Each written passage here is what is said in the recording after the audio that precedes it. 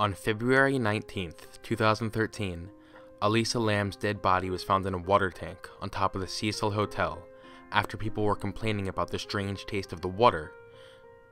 Despite the fact that this happened 2 years ago, it is still an unsolved mystery. Some people think that it was the work of a supernatural entity, and some people think that she killed herself. And others think that she may have been murdered. Today, we're going to ask ourselves what actually happened to Elisa Lam. First of all, let's take a look at what we already know. Elisa Lam, who is from Vancouver, went to visit Los Angeles and stayed in the Cecil Hotel. Her actual reason for visiting Los Angeles I was not able to find, and because of not knowing her motivation for visiting Los Angeles, I really don't know much about what she did with her time there when she was alive. However, what I do know is that one day, people started complaining that the water started tasting sweetly disgusting, and for some people, it actually turned black. Apparently, her body had been in the water tank for several weeks. What makes this even stranger is that there is a recording of her in an elevator just moments before her death that has stirred up a lot of theories on how she died. In the recording, she presses all of the elevator buttons, but the door does not close. She then starts moving around in an extremely weird way, before walking away from the elevator. Strangely enough, it closes the second she walks away. From there, we obviously know that she somehow made herself onto the roof and into the water tank and drowned in it. So, did she intentionally kill herself? Or was it a murder? And if it was a murder, was it a person or a ghost? Let's first speculate upon the possibility that she killed herself. We'd first need to know why she would want to kill herself in the first place. According to several sources, Elisa had bipolar depression. We can confirm that this is true by visiting her blog, which, on the etc. page, she writes that she has bipolar depression. So maybe this led her to killing herself. But why would she do it in such a gruesome way? Some common ways that people usually commit suicide are with a gun, a drug overdose, or hanging. Most of us can probably agree that drowning is one of the worst ways to go. So why on earth would she kill herself by drowning? Wouldn't it make more sense for her to kill herself in a more painless way? There's one possible answer to this.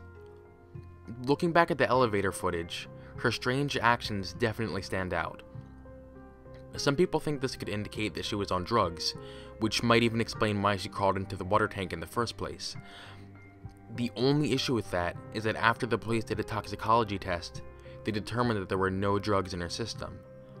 But then again, she was in the water tank for several weeks, and the toxicology test results were extremely delayed for whatever reason, so the drugs may have exited her system by then.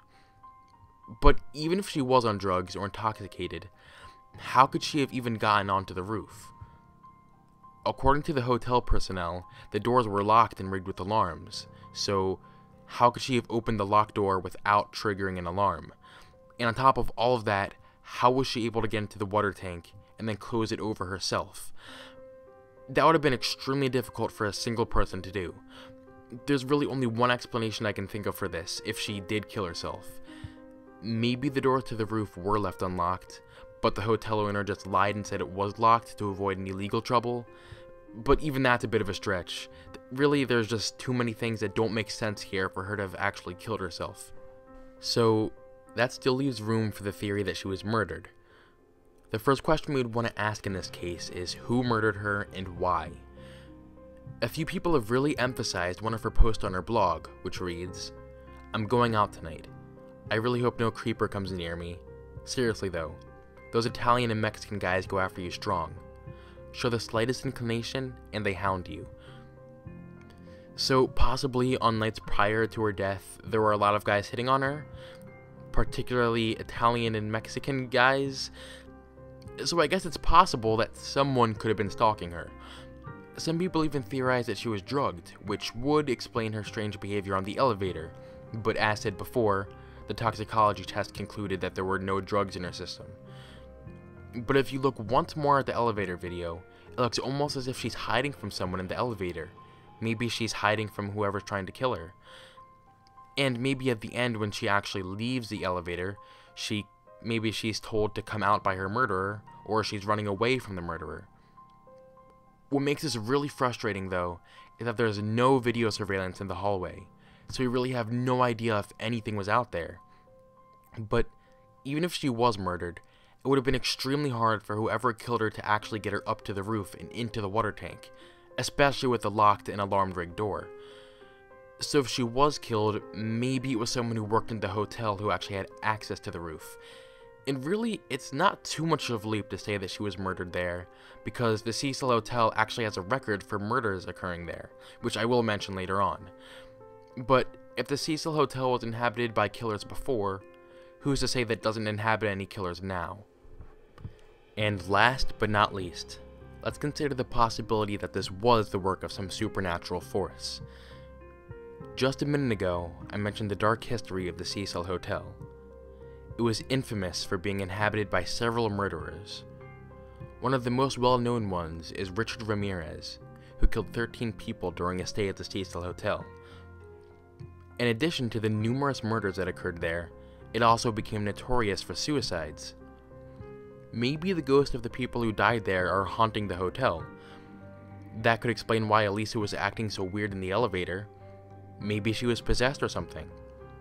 But what makes this even creepier is that there was a movie released 8 years before this incident called Dark Water. In the movie, a mother moves into an apartment with her daughter Cecilia. Cecilia sounds similar to Cecil, but it doesn't end there. Later in the movie, the mother discovers dark water dripping from the ceiling in the bathroom. She then finds out that a young girl had died in the water tank, which caused the water to turn black. Sound familiar? That is almost exactly what happened to Elisa Lam. And to make it even weirder, the movie ends with an elevator malfunction. Just like how the elevator wouldn't close when Elisa was in it. But that's not the end of the coincidences.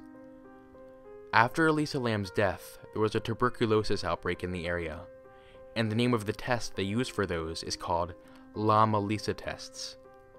Now, I'm not going to sit here and tell you whether ghosts are real or not, but if all of this is just a coincidence, then this has to be the most coincidences I've ever seen in anything. I mean, if it was a supernatural entity, that would explain how she got onto the roof and into the water tank completely unnoticed, which almost seems humanly impossible for one person. So, what actually happened to Elisa Lam? Honestly, I have no idea. Part of me wants to believe that it was ghosts, but the logical side of me says that there is a reasonable explanation for this. Right now, there are just too many unanswered questions to come to a conclusion. This may be one of those mysteries that never get solved, but I would love to hear your thoughts on what you personally think happened to Elisa Lam. Hey guys, hopefully you liked the video. I actually just found out about this whole Elisa Lam thing a couple of months ago, and honestly, it's pretty bizarre. I really don't know what happened. I want to say it's ghosts, maybe it isn't. I honestly have no idea what happened. It's a really bizarre, kind of creepy case, but what did you guys think of it? Honestly, if you guys have a logical explanation for what you personally think happened, leave it in the comments, because this entire thing, I'm sure we can all agree, is very strange. And yeah, and also guys, if you like the video, be sure to subscribe. If you like scary videos or just videos like this, then just subscribe, because I'll be making more of those. And that is it guys. Thank you for watching, and I will see you on the flip side.